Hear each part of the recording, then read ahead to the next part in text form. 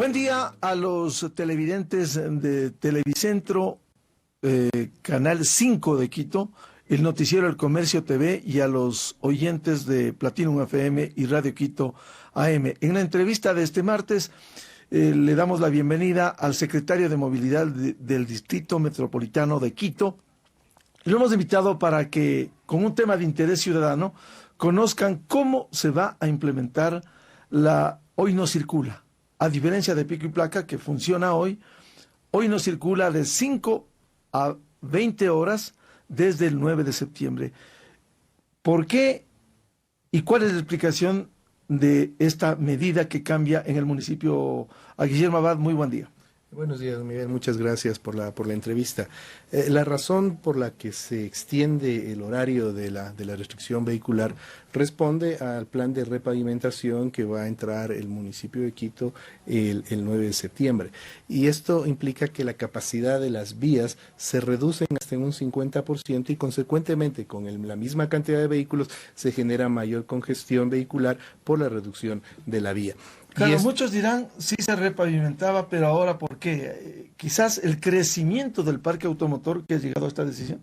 Y también porque el plan de repavimentación está cubriendo prácticamente toda la ciudad, aquí en el centro, en el norte, en el sur, y todo de manera simultánea las 24 horas, es decir, va a ser una intervención 24/7 para poder terminar toda esta pavimentación en aproximadamente 8 meses, que es el tiempo de duración de la restricción. Ahora ha habido quejas de algunos sectores como el productivo o los propios taxistas que ayer estaban divididos. ¿Cómo se va a tratar de alguna manera complacer a quienes se ven afectados en el trabajo diario? Nosotros sabemos que esta medida genera complicaciones en el día a día de las personas. Se les está tocando la rutina que todas las personas tienen, su planificación que todas las personas tienen, pero es importante entender que es a cambio de una mejora de la ciudad, una mejora en las vías, una mejora en la señalización, una mejora para que la circulación que tengamos sobre estas vías sea más expedita. También es importante entender que las vías, como están en la actualidad próximas de entrar a un invierno, se van a deteriorar aún más, y los baches en las vías generan inseguridad vial y generan también tráfico, porque baja la velocidad promedio de los vehículos para esquivar los baches o para pasar los mismos. Entonces creo que la esperanza que debemos tener es que este malestar que tenemos momentáneamente nos va a permitir tener en un futuro vías más seguras. Ahora muchos ciudadanos dicen estamos en el círculo vicioso del que no salimos. Uno puede dejar el vehículo que casi un 70% es utilizado por una persona, pero hay que arreglar el sistema de transportación pública. El metro de alguna manera va a contribuir, pero no es la solución de un plan de movilidad integral. ¿Cómo arreglar el sistema de servicio público en Quito? Bueno, ese es el gran reto que tiene la Secretaría de Movilidad, y el señor alcalde está dando el apoyo respectivo a esta secretaría, porque ese es nuestro principal objetivo. Estamos trabajando 24/7 también en fortalecer y organizar el transporte público de la ciudad, darles visión y gestión empresarial. Para esto estamos trabajando en los nuevos contratos de operación que activarían una nueva tarifa, en tanto y en cuanto estas personas cumplan con lo que la ley determina, la Ley Orgánica de Transporte Terrestre determina, para firmar ese contrato. Porque muchas personas me han dicho, miren, antes nos han ofrecido el cambio, nos han ofrecido mejorar el servicio, y en la práctica no se ha dado. Y es cierto, no se ha dado, pero ¿por qué? Porque no existía una herramienta jurídica que le permita a la autoridad de turno poder ejercer un control eficiente, eficaz de las operadoras de transporte. ¿Hoy sí se cuenta con esa herramienta jurídica?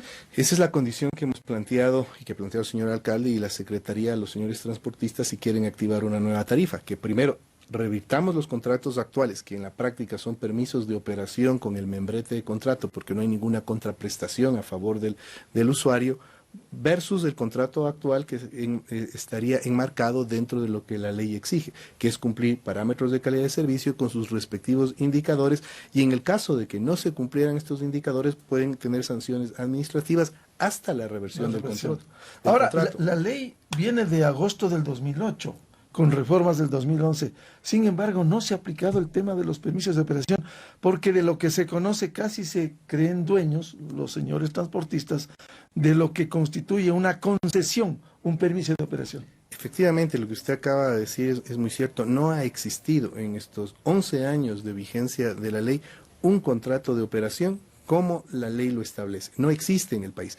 De darse el caso en Quito, sería el primer contrato de operación enmarcado en lo que la ley exige, y esto evidentemente implica también entender que las rutas y frecuencias son del Estado y consecuentemente las puede revertir cuando el Estado las considere necesario, y más aún cuando un contrato de operación no se está cumpliendo en beneficio de los usuarios. La devolución de los permisos para la concesión de los permisos de operación le permitirá a la Secretaría de Movilidad incluso cambiar rutas, porque uno de los reclamos con el funcionamiento del metro es que no hay rutas que permitan alimentar al metro en sus 22 kilómetros, especialmente del occidente y del oriente. Se podrá cambiar lo que tradicionalmente fue la Colón Camal, Camal Hipódromo o Iñaquito Villaflora, lo que fue. ¿Va a cambiarse eso frente a las necesidades que tiene la ciudad? Sin duda alguna, parte de los parámetros es la accesibilidad y la universalidad. Consecuentemente, esto implica tener una mejor cobertura. En la actualidad tenemos una gran cantidad de rutas que están saturadas, que tienen mucha interferencia, que van varios buses de la misma compañía o varias compañías en la misma ruta, y prácticamente tienen que dividirse la demanda. Exactamente, por eso el correteo, por eso es que se pelean por el pasajero, versus que hay algunos sectores en donde no existe transporte formal y empieza a multiplicarse el transporte informal. Entonces, parte de la planificación de la Secretaría es reestructurar las rutas, sacar al transporte informal, pero en el mismo momento y de manera simultánea implementar ahí servicios de transporte formal para que la ciudadanía y los usuarios de esos sectores no se queden sin transporte.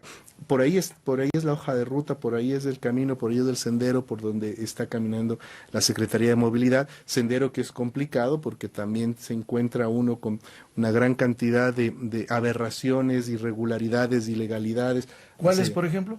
Hace 2 semanas atrás presentamos una denuncia en la Fiscalía porque en un corredor, que es el corredor Simón Bolívar, se encontraron cupos que se habían entregado al margen de la ordenanza. ¿Pero eso es falla del municipio, falla de los anteriores concejales que concedieron eso, más allá de lo que se había establecido inicialmente?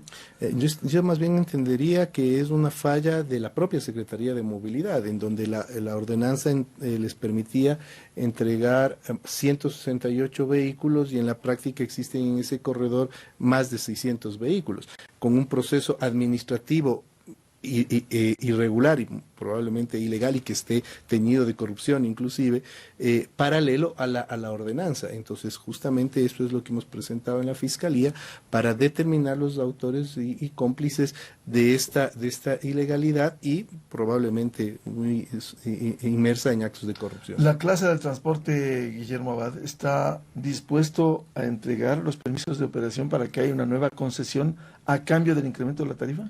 Bueno, hay la predisposición y eso ya es algo positivo, pero independientemente... Porque además no es ninguna concesión, ninguna dádiva, si esto está en la ley. Exactamente, y eso es a lo que quería llegar. Es decir, hay la predisposición de firmar nuevos contratos, pero si no la hubiera, la autoridad tiene la ley para poder revertirlos, tiene la autoridad para hacerlo. Y en buena hora de que vayamos por el camino del consenso antes que un camino de enfrentamiento. Y la demanda de los taxistas que están divididos, unos están de acuerdo con hoy no circula y otros sí. Es de igual manera, es decir, los que están de acuerdo han entendido que el día que les toca la restricción van a tener un día de pérdida. ¿Por qué? Porque en el caso del transporte comercial o cualquier otro tipo de transporte, el negocio es recorrer la ciudad pero con pasajeros, no estar estancado en un tráfico sin pasajeros y simplemente gastando combustible, gastando lubricantes y teniendo que pagar a un conductor que no está produciendo mucho. Entonces, eso es lo que se les ha explicado. Hicimos unas modelaciones y que les presentamos a algunos sectores del gremio, en el cual se les veía claramente cómo se iba congestionando la ciudad. Igual presentamos esta modelación en la rueda de prensa cuando se presentó el Hoy No Circula, y veíamos claramente como en una intersección, en una hora que se hizo un sobrevuelo con un dron, además de que se podía notar claramente la sobreoferta de taxis, veíamos que esta intersección circulaba con cierta normalidad a las 10 de la mañana.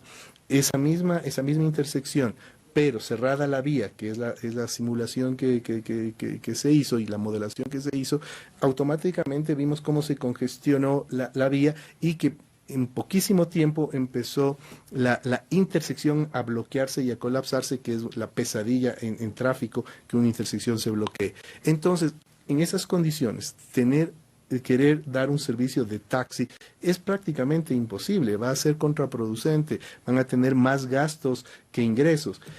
Una parte del sector de los taxis entendieron, la parte de los taxis que están en proceso de regulación también entendieron, y hay otra en las que tienen sus razones, quizás no muy justificables, pero creo que en la práctica se van ellos a dar cuenta que es preferible un día no salir, colaborar con la ciudad, saber que es una medida temporal, y que en el siguiente día, muy probablemente, al tener mayor demanda, puedan recuperar lo que en teoría el día anterior dejaron de percibir. Tema tarifas en Quito, también el círculo vicioso. Si no mejora el servicio, que es pésimo, no ha habido incremento represado más de 15 años.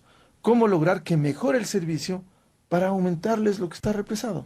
La garantía para la mejora del servicio es el contrato de operación, porque si no cumplen con los parámetros que están establecidos en el contrato, puede revertirse el mismo. Consecuentemente se revierte no solo la tarifa, sino el servicio. Se les quita el permiso de circulación. Entonces, el contrato de operación es importantísimo. Ahora, estos parámetros de calidad y sus respectivos indicadores tienen plazos a corto, mediano y largo plazo. En el corto plazo son los que tienen que firmarse en el mismo momento que tienen que aplicarse en el mismo momento de la firma del contrato. Hay algunos parámetros que los voy a tomar en consideración para ir un poco explicando de mejor manera. Hay un parámetro que es intangible para el usuario, pero para el administrador del sistema y para el transportista es de gran ayuda, y ayuda a potenciar los demás parámetros. Nosotros sabemos que la relación societaria de las operadoras es socio-bus cuando debería ser socio-acción. Y eso es una aberración porque les quita visión y gestión empresarial. Cada socio administra su bus. Una visión unilateral que iba al bolsillo en lugar de la caja común, que no se ha podido implementar. Exactamente. Entonces nosotros lo que estamos solicitando es que para la firma del contrato, cada socio le entregue la delegación al gerente de la operadora para la administración de su bus. Esto ya es un gran paso porque le permite a un gerente, que además tiene que cumplir con un cierto perfil, el que pueda tener esa visión y gestión empresarial. Primer gran punto que para mí es fundamental, a pesar, reitero, de que no es un parámetro tangible para el usuario, es muy importante para potenciar los otros parámetros. Esto nos va a permitir llegar justamente a la caja común. Paralelo a la caja común, deben tener un sistema de recaudo electrónico para eliminar el pago en efectivo, que es lo que motiva al conductor a las consabidas competencias en la vía por la guerra del pasajero o la guerra del centavo. ¿Será con tarjeta entonces? Será con tarjeta. Para poder firmar el contrato, deben tener ya contratado el sistema de recaudo. Deben tener 2 conductores afiliados al Seguro Social con el contrato laboral, porque esto también evita de que los conductores trabajen 16 horas como lo hacen ahora. Si no hay esto, condición sine qua non, no habrá el cambio, ni aumento de tarifas. Sí, tienen que primero firmarse el contrato, y el contrato activa el incremento. Bueno, y el metro de Quito sigue su camino, su ejecución y el proceso para dar a la operadora.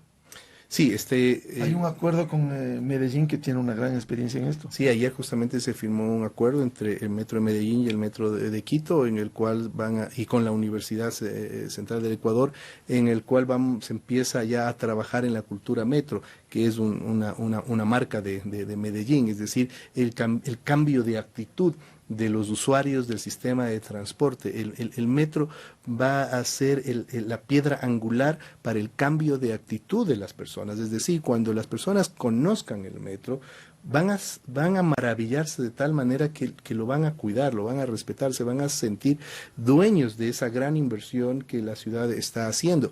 Y los mejores cuidadores del metro vamos a ser nosotros mismos, los usuarios. Entonces, cuando veamos que exista una persona que bote un papel o una persona que intente rayar un asiento del metro, seremos nosotros mismos los que tenemos que decirle que está haciendo algo indebido y denunciarlo. En los metros de las diferentes ciudades del mundo, pero las más cercanas, el de Panamá, el de Santiago, el de Medellín, son metros que parece que hubieran sido inaugurados el día anterior, porque son impecables. Tienen décadas. Tienen varias décadas y parecen que fueron inaugurados el día anterior, huelen a nuevo.